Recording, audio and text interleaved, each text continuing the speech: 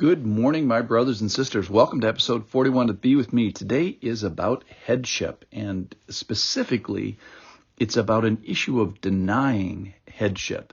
Now, there's a symbol that goes along with it, which is head coverings and what you wear on your head, whether that be hair or some other type of covering.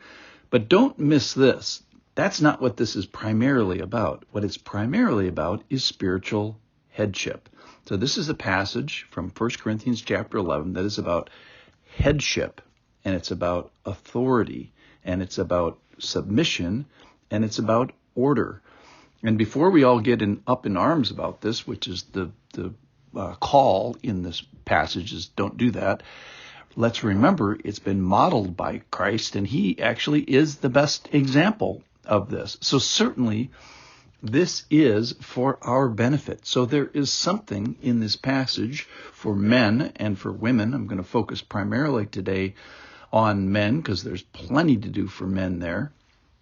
That is to be for your benefit and the benefit of people around you. So one of the big points is everybody is an authority. So let's listen here. This is from 1 Corinthians chapter 11, verse 1. Now I commend you, because you remember me in everything and maintain the traditions even as I delivered them to you.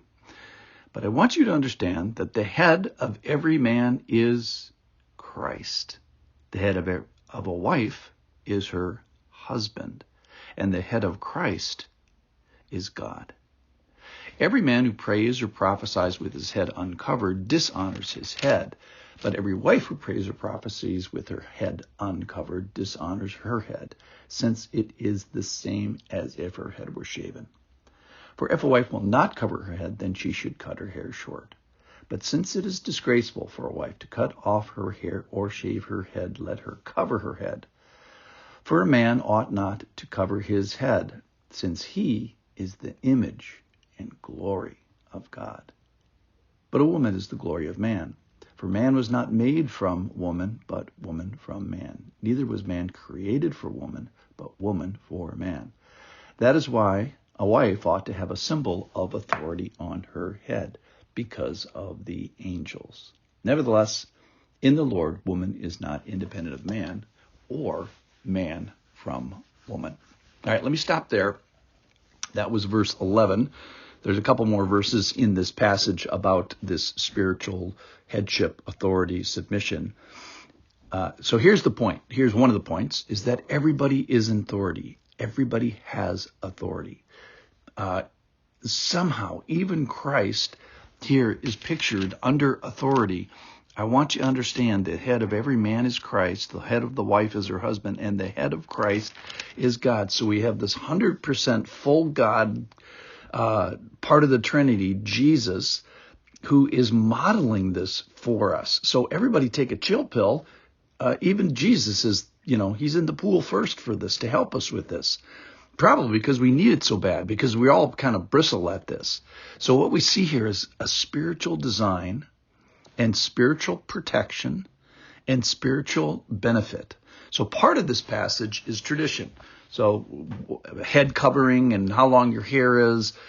So there's a kind of an optional part of this. But the part that's not optional is the authority, is the headship, is the submission, is the order, is the care, is the provision. That's the part of this. That's the foundation of it. For some people, I think this will be the most difficult spiritual concept in the Bible. There's those who won't have headship, and yet we're all 100% called to it. And here, this is limited to spiritual headship. It's limited to the home. It's patterned in creation. And this is, careful everybody, this is something you can dishonor this concept. You can dishonor the concept, and you can dishonor the Lord who made it. Or we can adorn the concept. We can adorn headship and authority and kind of do this right. So let's talk about men for a minute. So we're talking about familial and spiritual headship. And primarily, I think the way men get this wrong is an abdication of this responsibility, abdication of bearing and caring and tending and leading. And that a man can disgrace his family spiritual office, his marriage spiritual office, and abuse his office in a couple of ways. Number one is you can forget the head. You can forget that you are headed by Christ, and then you forget what being a head means, and you can forget that you have this headship, which, if we go to other parts of the Bible, it's a sacrificial headship. It's a loving headship. Ephesians 5 talks about that. It's a sacrifice all the way to death, by the way. So men, I think, have a tendency perhaps to deny the identity and identify this role as not from God. So we don't get to self-identify. That's the self-emphasize, the self part of that.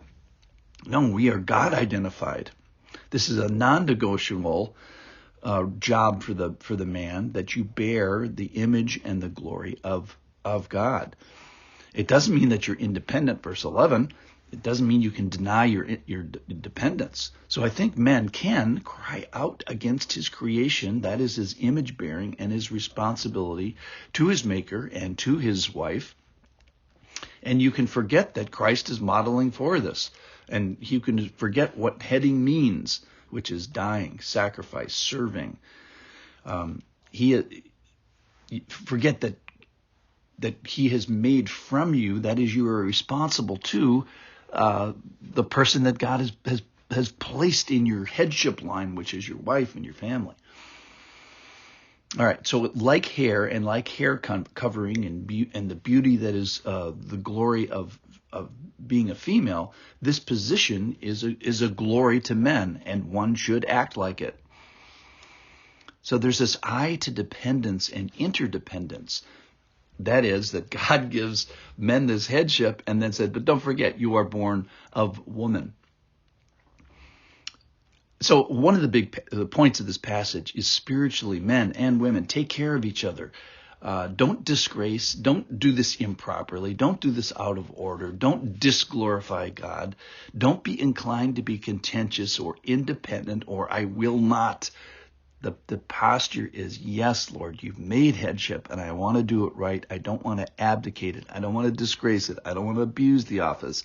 And I don't want to deny my identity. So let's not deny headship today. Thanks for listening. We'll talk more about women tomorrow.